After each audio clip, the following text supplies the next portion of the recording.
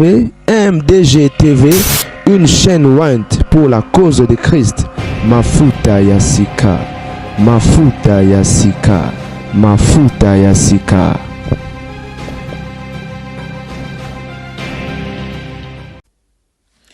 Bote balingami, je crois boza malamu, moi ça va par la grâce de Dieu, la famille. Et ndeko moi si obozo mona akufi pour la négligence. Toujours déplorer, toujours dénoncer, ba mabe wezo sale manambo kanabiso. Oyo l'État esengeli azwa au sérieux en considération.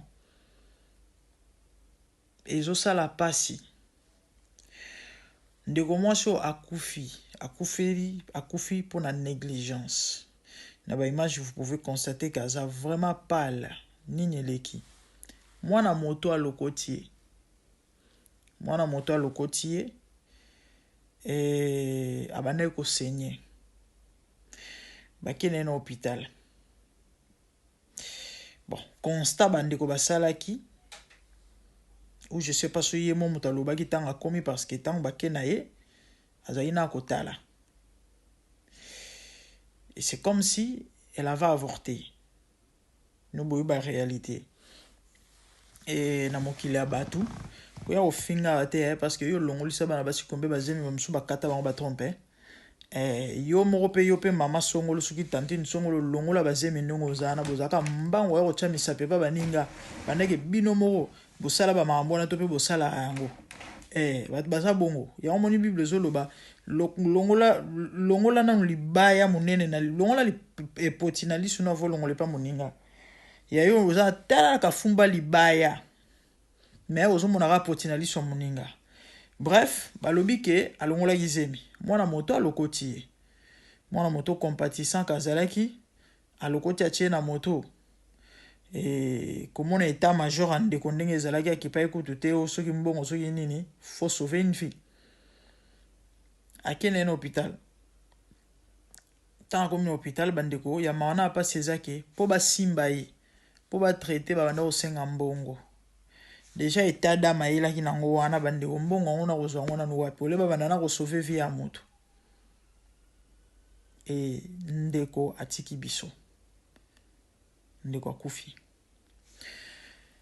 Pourquoi n'est-ce que ça la vidéo et émission quelques mois passés awa na kutane na ba dossier moko ya boye belé na ba na Facebook je crois ta ba 3 ou 4 maman moko et azana un problème je sais pas ce que c'est opération ce qui est nini famille moko ba perdaki ndeko na bango mkolo atiki bana mike likolo ka ba biloko boye ba négligence ya boye na ba hôpital. Alors toyoka qui il paraîtrait ba kondiamboka ba publiaki tolana yo même na ba news tonton de l'informateur ton informateur a pesaki pe message yango ke ba lobby désormais hôpital oyo ekobomisa lisusu bato parce que muto azaki na mbongo te ba kozala poursuivi l'état rolandela bango ba kofuta ba amende et soki muto aye aza na pasi to na kamo eza grave urgent il faut ba traiter yenano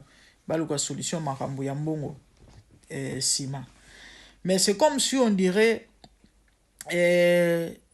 bazo kumba na bango kutu te bazo kipete ne loko ngana ye penza ko lobela to pe ko sey l'émission oyo. Constat ezake na mboka nanga Congo RDC bakonzi bazalaka mbangu ya koloba to pe ko annoncer na ebite ezalaka ba loi mibeko to ezalaka kaka ba sepelaka ba loba mais rigueur ezalaka te balandela na bango te neti loko oyo bino bolobaki na batoke ba biloko ko se répéter sous-sauté parce que ute ko landana ya même pas 3 mois awa plus ou moins 2 mois passés tumkande ba postara ba biloko pour réseaux sociaux zo sunga makasi kande ba postara ba biloko maman akufi pona likambo songolo papa maman et alerter mo kilumba ça faisait tellement mal comment muto aye na hôpital azana ka azana problème moko vraiment ya siko bino bana kosenga bambongo mbongo eza te liku botiki na bino mpe moto akufi bandeko c'est malheureux hein? Na mboka lokola Congo moto ake hôpital ana fièvre mwana ya moke aza na fièvre 39 40 déjà mwana ya moke et ya 5 ans tant déjà fièvre si comme na 38 39 déjà c'est très dangereux car pour na dipiro na pamba eza même pas ceux qui $5 pour bo simba mwana ana bo tuba mwana ana tonga ifombongo et mwana sali crise akufi na mission na bino vous trouvez ça normal omboka ndenge nini omboka ndenge nini sikonga eloko ezosalanga pasi bakonzi bazalaka mbangu kolobe bele mais maman balobaka basalelaka te mamba balobaka basalelaka te bokute koinforme bato awa ke babiloko ya banégligence oyo ekosalema susu te parce que moko mama moko soki tata moko akufelaki na HJ et toyokaki paraître baza kolandela baso mpe bazo poursuivre HJ tout ça mpona dossier yango esila nango mpe ka ndenge wana sans suite bota koloba na bato awa ke bamakambo kose répété susu te soki moto aye na hôpital aza na problème faut batraite liboso makambo bambongo bakolandela nsima mais makambo yango ezocontinue ezosila te et du coup l'état aza inquiété te et bahôpital yango mpe wana baza na bango mpe kimia baza na bango bien motu mpa koya kotuna bango aza te yango bomoni sikoyo boyebisanga na mboka kongo ebonga ndenge nini mboka kongo ebonga ndenge nini bolobaka makambo bosalelaka te bolobaka makambo bokokisaka te bolobaka makambo bolandelaka te bovotaka balwa oyo bino moko bozala na mesure ya kolandela te mais finalement sikoyo na mboka boye tokosuka wapi babiloko neti ya boye quelle perte quel gâchis mwana moke amonana mwana moke pasi boye ta mosusu mpe kaka nzala azokendaka epai ya soki tonto wana mpo bapesaki mwa 2000 francs asombela lipa zeme ekotaka te ekoti tala nanu famille maratro moto yango mpe atie zeme azoyebisa déjà ke non zeme wana eza yanga te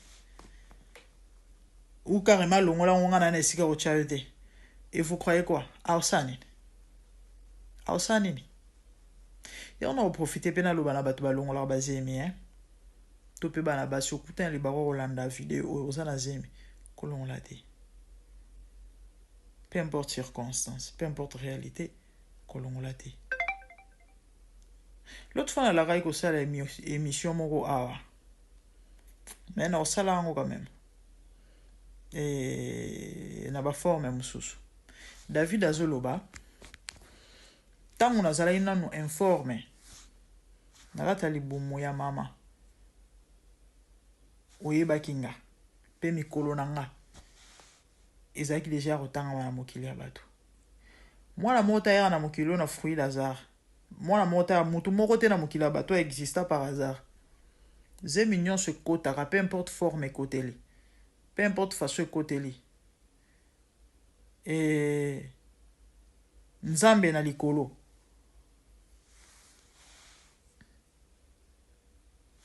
amoni pe azokonte mwana na lokola mutu na kati ya bato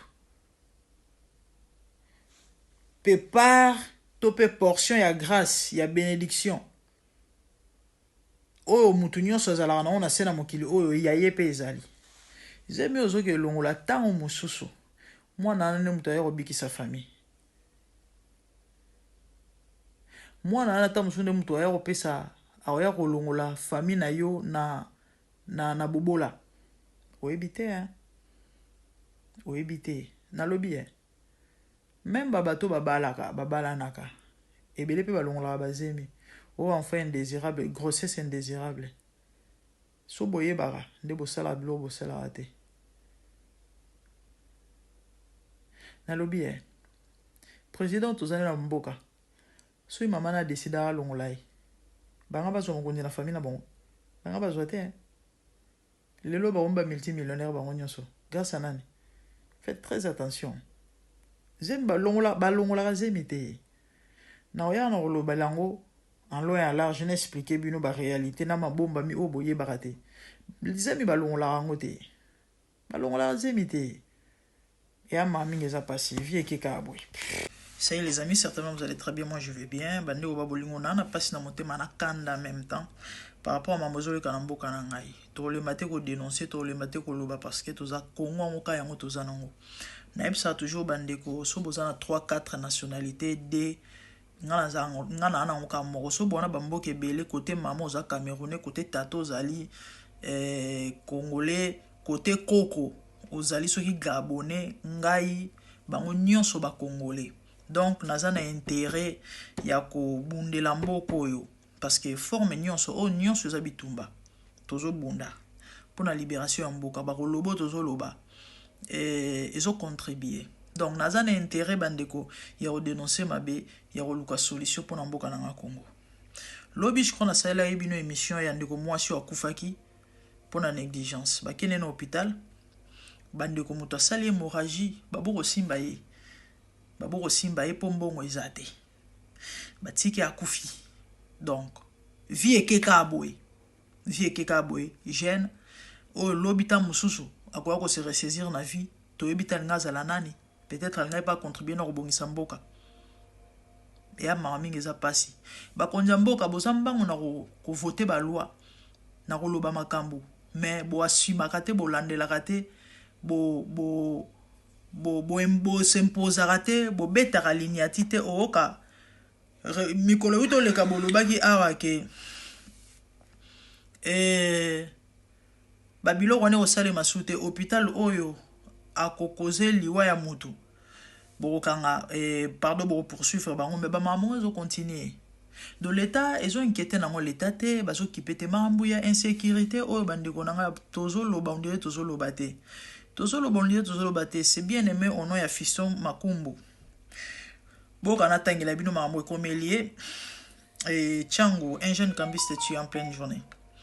Fiston Makumbu, un jeune cambiste reconnu pour son courage et sa détermination, a été froidement abattu ce mercredi par des bandits armés alors qu'il vaquait paisiblement à ses activités devant son bureau d'échange dans les districts de la Tchango à Kinshasa.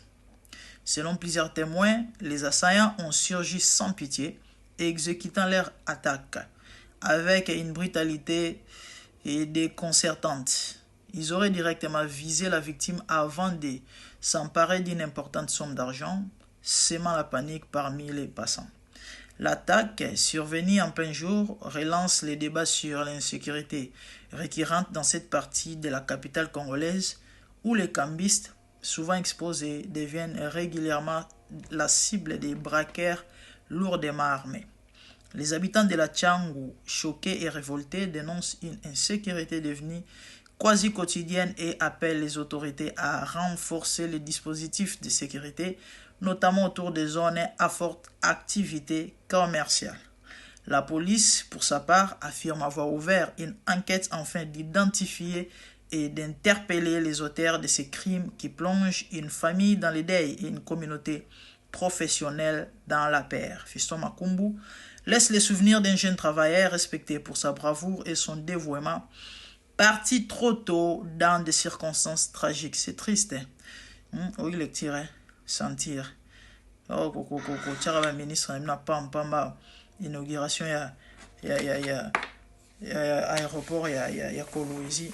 Tata za lobondire tozo comprendre te alinga loba na batunini. Bref, moi mobali oyo so bolandeli boyo ka 6 ai classe licencié musala osala ezate asa ko boni parce que bilo ngwe komi trop na betele bino lisolo récemment awa na moni licencié azoteka makayapu ndeko azotambola mwana mobali azotambola na platone na mutu babise noko yo jeune boy cop musu ezata lobi na osani abi na licencié na tanga bato bagangi balobi nini abi oui na tanga siko na place na vana na zela fufu na ndaku ezoko honore ngate na moni lo musu na osala te oya mukena zaye nango kopi yango na teka makayabu akalingi yango ba che pilipili aza kotambusa god mama neti na lela mboka Congo na lo basima moi mbale so bolandi be okatangaki lelo ba jeune ebele ba universitaire ebele lelo ba komi na système ya asisi chik musala ezate aluki fond oka yebi mutu to batu to ba viene moko boya yebi ke non amona na nango ba coopérer pesa ngai fond ya autant na balolaka na pesa ko pourcentage. Récemment, il y a plus ou moins un mois passé, je parlais avec un petit, na pesa mbote, modeste je te sali, na pesi modeste de sambo, pesa 1000 balles, a pesi nga mère. So 50 semaines passées na peso. Abi na auto pesa ngo jeune moko abalola. A fungola soki ba bilo na bino so ya ba crédit soki ba cabine soki ba shop soki nini. Donde ezana ba no pesa ngai $100 chaque mois. Chaque 2 mois $200. Maintenant on avons après 2 mois ya ba mbongo na ye ba économie na ye ana ba projet na ye a kosala na place mbongo va na banque ça le côté il a cédé à son appel de quoi soit moi lipa. Donc ba jeune ebele ba komi bongo.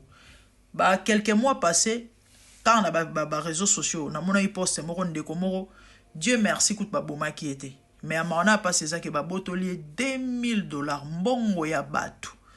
Mbongo ya batu $2000 bino boyebi congolais kandinge tozalela kana nana on va comprendre. On est fozaka coach la grande yote mama kundeza botana za na cop taba bandi ba koti. So na monika ba prévu na osani. Na osani. Mais modèle to yebi réalité mboka ondeza na mitema batonde bazala mabe. Ba otena bolokoti. Je connais un petit à moi, les qui n'a pas escroqué dans la cabine. Parce que dans la cabine, on a escroqué un peu bateau. Ce qui $600, 600 ou 700. On a qui mandako. Baké abando que là les pas maman les qui n'a pas beaucoup courant coûte les carabines. Mais tellement faut pas bomba parce que mon colo cabine ezai cabine na été cabine à moto. Mon colo cabine à côté comme makala, il faut côté makala. Ce que $2000. Mbongo bateau. De lelo na qui ne komika bongo. Mutu atangi classe musala ezata sanini na place avant na razela lipa na place akufa nzala na place akemba abwaki kanzoto onyoso omona na sala l'essentiel mbongo ya soki nini sori ezanga te bandeko lisolo ndo mbalo pesi pasi jeune boy vraiment akufika boy po bandeko luka vie na mboka na biso moko Congo comme invivable. Makambo na Kinshasa karate ba province nyonso kakaboy Lubumbashi kolobate Mwanda kolobate na moi makasi ba oboma batu na moi ba obrake na auto beta bino lisolo na moni motard moko na moi makasi s'il vous plaît ba criminel suki ba bandi ba suki ba benga ba nani moko a matini moto nzoka ne ba yokanaki po ba botole moto misusu mibale ba telemi liboso so misato. Et pendant que on va la direction ana o azali na moto akosi koko iseloko aibisi motard que non na ko iseloko client a rosani a ralentir tango telemi azo baluka ata la scène ndenge client ko iseloko ba mibio bazaki pembeni wana bazui mouchoir ba tie na zolo mouchoir déjà basi ba drogué ba tie na zolo taka a pemi yango boye koti kambaki bazui ka ba tombole na malembe ba kitia na se batu ba telemi tout autour ba telemi bazotala ba msu bazo ikuraja ko filmer ba filmer mboka Congo Kinshasa komika boy de bino lolo botambola na mituka parfum pisogi parfumé ba benga onini filmer so le maman boy faut comprendre donc botambola na mituka filmer bovanda na bagombe bovanda na ba campagne kuna kuluna kota raté et talibinoté petit peuple à souffrir biso to onyo comme to mona pasi na ebite na lobanini lelo oyo ba agent l'état baza censé protéger population bango bakoma nani ba lié ya ba delinquant oyo ya bakuluna d'autres oyo bate to pia confiance na nani sur 100% ya ba policier ya ba nani ya ba ata 10% na yebike bazangi te o bazala ola junior mboso ya malamu o ba d'accord na mambo te boko pesa ba stratégie ba changer ba marambo changer na ba konjango ba ministre ngo ba nani soki ba nini yo baza censé ya kozwa ba marambo yo na considération pe ba luka solution on dirait taliban ngote parce que siko musana bino nini soki boko osisa ba crime oyo te musana bino nini Congo patient Zambe na moya olatike mo vandina bo santu Ozinga mina bajelo bakoyemela kayo tongo pe kwa Zambe na moya olatike mo vandina bo santu Ozinga mina bajelo bakoyemela kayo tongo pe kwa MDG TV, une chaîne Went pour la cause de Christ. Mafuta ya Sika, Mafuta ya Sika, Mafuta ya Sika.